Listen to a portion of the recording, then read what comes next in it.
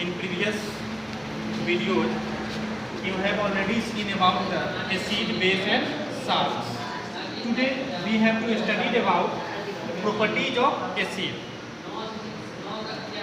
And here we see acids have sour taste. ये आप लोग पहले से जान रहे हैं कि अम्ल का जो टेस्ट होता है वो खट्टा होता है. This is the first property of acid. Next, acids turn blue litmus red. ये हम आप लोग को पिछले क्लास में भी बताए थे कि ये पहचान करने का एक इंडिकेटर है. इससे हम लोग पहचान करते हैं कि वो जो कंपाउंड है वो एसिड है या बेस है. Next, acid solution conduct electricity. Acid solution conduct electricity. लेकिन यहाँ पे एक बात याद रखने की जरूरत है. हम लिखे हुए acid solution, not only acid. Acid solution conduct electricity. So acids are generally called electrolytes. As for example H2SO4. H2SO4 is generally used as an electrolytes. Next, acids react with metal to form hydrogen gas. This is a very important property. You have to see metal, acid plus metal form salt plus hydrogen gas. As for example, H2SO4 is a zinc, Zn. Sorry, H2SO4 is acid and Zn is a metal. Both react and form ZnSO4 plus H2. Pay your attention on this equation. H2SO4 is a acid, zinc is a metal, and both combine together and form zinc sulfate. Zinc sulfate, which is a form of salt. Generally, carbonate, sulfate, chloride are the groups of salts, and the hydrogen gas is released. मतलब देखिए, जब acid metal के साथ react किया, salt और hydrogen gas बनाया, तो हम लोग यहाँ पे एक एग्जांपल के रूप में लिए H2SO4, जिंक, ये एसिड है, ये मेटल है, ये जिंक सल्फेट बनाया जो साल्ट है, और ये हाइड्रोजन गैस रिलीज हुआ. अब इस हाइड्रोजन गैस के प्रॉपर्टी के बारे में हम लोग एक एक्टिविटी के माध्यम से देखेंगे. तो देखिए, पहले ये अरेंजमेंट आपको करना होगा लेबोरेटरी में, तब आप लोग इस एक्सपेरिमेंट को कर सकते हैं. उसके लिए आपको जो जरूरत है वो एक स्टैंड है, बॉइलिंग ट्यूब है, एक रबर कॉर्क चाहिए, उसके बाद ग्लास डिलीवरी ट्यूब चाहिए, उसके बाद आपको डाइल्यूट सल्फ्यूरिक एसिड चाहिए. Dilute, always use dilute acid और any chemical use after dilution. And zinc granular चाहिए, सॉफ्ट सॉल्यूशन चाहिए, एक्सटर्नल. अब देखिए यहाँ पे क्या होता है. इस बॉइलिंग ट्यूब में इस स्टैंड के माध्यम से हम लोग इसको एडजस्ट कर दिए. एडजस्ट करने के बाद इसमें हम लोग ग्लास डिलीवरी ट्यूब को फिक्स किए, कॉर्क के माध्यम से उसको बंद कर दिए ताकि वो सील कर दिए, लीक नहीं हो. अब इसमें हम लोग डाले हुए हैं डाइल्यूट H2SO4 यानी एसिड डाले हुए हैं, और जिंक ग्रेनुलर डाले हुए जो एक मेटल है. इस रिएक्शन को रिप्रेजेंट कर रहा है. इस रिएक्शन को इस एक्सपेरिमेंट के माध्यम से हम लोग रिप्रेजेंट कर रहे हैं. तो जब ये दोनों आपस में रिएक्ट करेगा तो हाइड्रोजन गैस रिलीज होगा, और ये हाइड्रोजन गैस जब रिलीज होगा तो हाइड्रोजन गैस को हम लोग डिलीवरी ट्यूब से कहाँ ले जा रहे हैं, सॉफ्ट सॉल्यूशन में. और इस सॉफ्ट सॉल्यूशन में देखिएगा कि बबल्स निकलेगा, और ये बबल्स जो होता है वो सॉफ्ट सॉल्यूशन का बबल्स होता है, और उसमें हाइड्रोजन गैस रहता है. जो बबल्स होता है उसमें क्या रहता है, हाइड्रोजन गैस रहता है. और ये हाइड्रोजन गैस बर्निंग कैंडल के पास जब जाएगा इस बबल के साथ, तो इस बर्निंग कैंडल को एक साउंड करता है, और वो साउंड है पॉप. पॉप साउंड करके इस कैंडल को बुझा देता है. कोई दिक्कत यहाँ तक? नेक्स्ट टॉपिक और next properties of acid.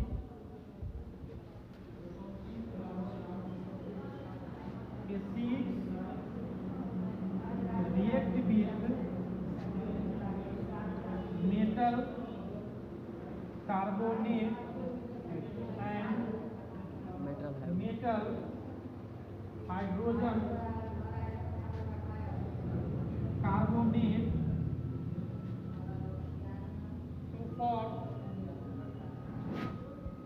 to form carbon dioxide gas. ये प्रॉपर्टी में हाइड्रोजन गैस रिलीज कर रहा था।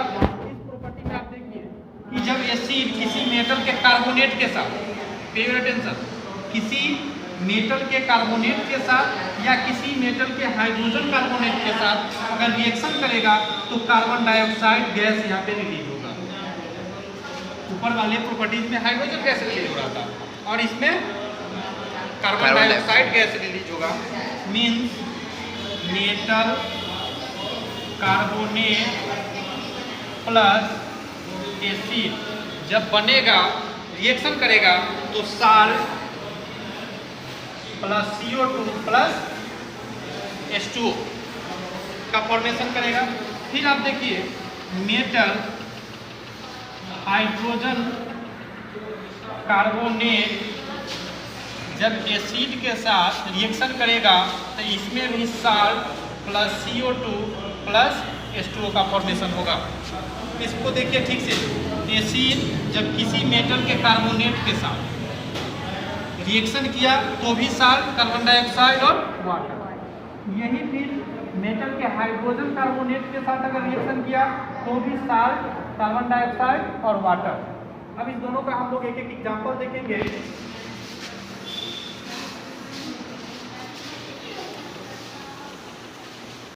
प्लस HCl तो ये बनाएगा NaCl plus CO2 plus NaHCO3 plus HCl, ये भी बनाएगा NaCl plus CO2 plus H2। इसको देखिए ध्यान से,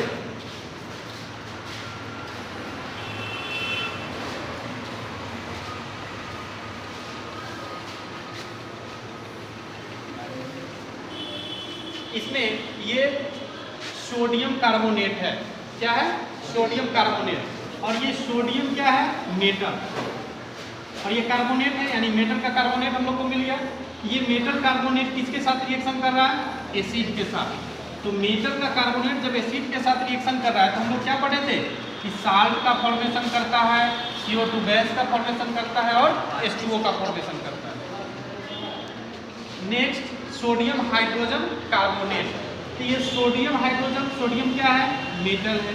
और इस मेटल का हाइड्रोजन कार्बोनेट हो गया। हम लोग यहाँ पढ़े हैं ना, मेटल हाइड्रोजन कार्बोनेट एसिड के साथ रिएक्शन कर रहा है तो ये साल्ट, CO2 और H2O का फॉर्मेशन कर रहा है। अब एक यहाँ पे क्वेश्चन पूछता है जनरली बोर्ड एग्जाम में कि कौन सा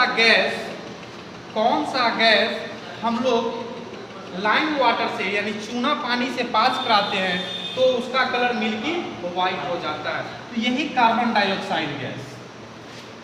जब हम कार्बन डाइऑक्साइड गैस को चूना पानी से पास कराते हैं तो उसका कलर मिल्की वाइट हो जाता है। जनरली हम लोग देखते हैं जब हम अपने घर का वाइट वॉश करवाते हैं तो 1-2 दिन बाद उसका कलर शाइनिंग आता है और वाइटनेस आता है उसके पीछे वही कारण है कि एटमॉस्फेयर में जो कार्बन डाइऑक्साइड प्रेजेंट है वो कार्बन डाइऑक्साइड जब उस लाइम वाटर से रिएक्ट किया तब उसका शाइनिंग बढ़ाया। और हम इसका लेबोरेटरी में भी चेक कर सकते हैं। इस रिएक्शन को कराने के बाद कार्बन डाइऑक्साइड गैस को एक टेस्ट ट्यूब में आप लाइम वाटर लेके उससे कार्बन डाइऑक्साइड गैस को पास कराएंगे तो आप देखेंगे कि उसका वो मिल्की वाइट हो जाता है कलर।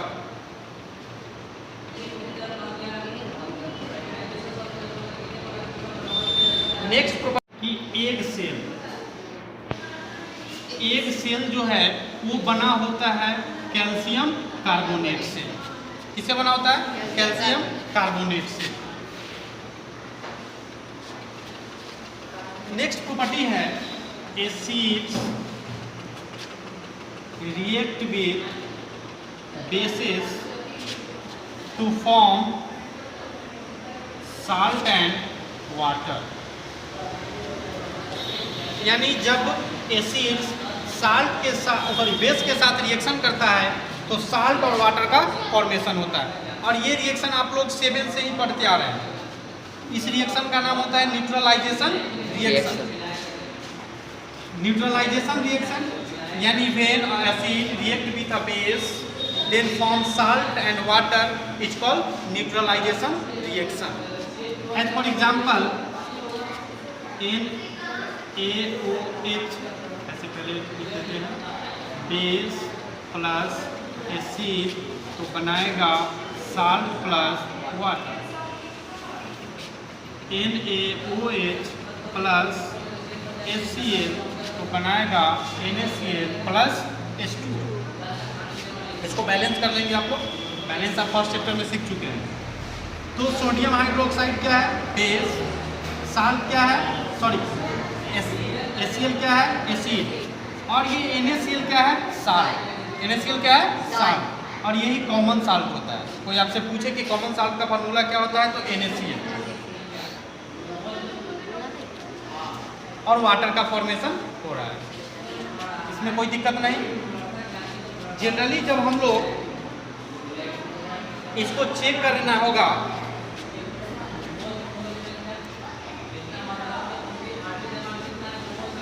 तो आप इसको चेक कर सकते हैं लेबोरेटरी में जाके। एक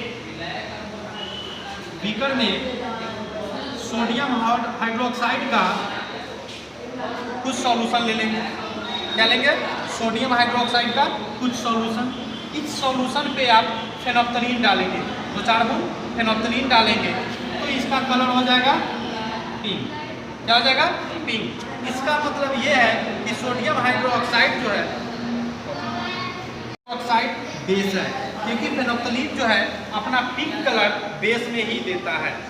उसके बाद इस सोडियम हाइड्रोक्साइड के सॉल्यूशन के साथ हम कोई एसिड लाइक HCl डालेंगे तो ये आपस में रिएक्ट करने के बाद जो सॉल्यूशन वहाँ पे बनेगा या जो भी कंपाउंड बनेगा वो कलरलेस होगा। कलरलेस होगा। अब ये कलरलेस होगा मतलब इससे ये पता चल रहा है कि हम लोग पढ़े थे कि कलरलेस कब होता है? जब न्यूट्रल में, साल्ट में, फेनोप्थलीन साल्ट में कलरलेस होता है। तो इससे हमको पता चल गया कि सोडियम हाइड्रोक्साइड और HCl रिएक्शन करने के बाद साल्ट का फॉर्मेशन किया। और ये कौन सा रिएक्शन हुआ? Neutralization reaction. एक और प्रॉपर्टी है कि जब कोई एसिड मेटल के ऑक्साइड के साथ रिएक्शन करता है तब क्या होता है?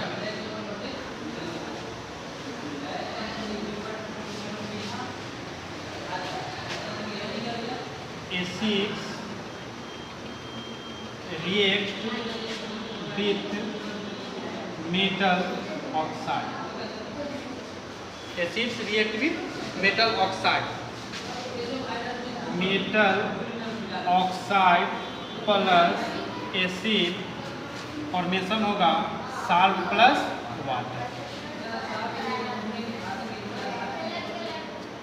देखिए यहाँ पे CuO copper oxide plus HCl तो ये बनेगा CuCl2 प्लस H2O। अब ये क्या है? Copper oxide. तो कॉपर क्या है? मेटल। वो है ऑक्साइड। HCl क्या है? एसिड। ये दोनों जब आपस में रिएक्शन किया तो कॉपर क्लोराइड बनाया जो एक प्रकार का साल्ट होता है, प्लस वाटर बनाया। अब एक चीज़ आपको याद होगा, बताए थे कि किसी भी मेटल का ऑक्साइड या हाइड्रो ऑक्साइड, मेटल का ऑक्साइड या हाइड्रो ऑक्साइड, देखिए मेटल का ऑक्साइड है, ये मेटल का हाइड्रो ऑक्साइड है, ये सब बेसिक नेचर का होता है। किस नेचर का होता है? बेसिक नेचर का होता है। और यहाँ पे जब हम नॉन मेटल का लेंगे तो नॉन मेटल का ऑक्साइड या हाइड्रो ऑक्साइड ये सब एसिडिक नेचर का होता है। अब देखिए ना, CO2 गैस के बारे में कहा जाता है कि एसिडिक होता है।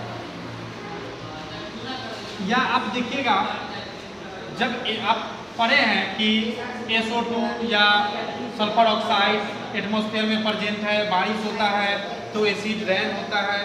ये सब वही प्रॉपर्टी काम करता है कि नॉन मेटल का हाइड्रोक्साइड या ऑक्साइड एसिडिक नेचर का होता है, मेटल का बेसिक नेचर का होता है। इसलिए यहाँ पे ये बेस का काम किया, एसिड के साथ रिएक्ट करके, एसिड बेस रिएक्ट करके क्या बना दिया, साल्ट प्लस वाटर। लास्ट है कि acids have corrosive nature. Acids have corrosive nature. तो ये आप लोग जानते हैं कि एसिड के पास corrosive नेचर होता है। अगर वो आपके शरीर पे गिर जाएगा तो आपके शरीर को बर्न कर देगा, आपकी स्किन को डैमेज कर देगा। इसलिए अक्सर लेबोरेटरी में जाने के समय आपको टीचर सजेस्ट करते हैं कि ग्लव्स पहन के ही एसिड को हैंडल करें और एप्रॉन पहन के ही हैंडल करें, ताकि आपके बॉडी को बचाया जा सके। ओके।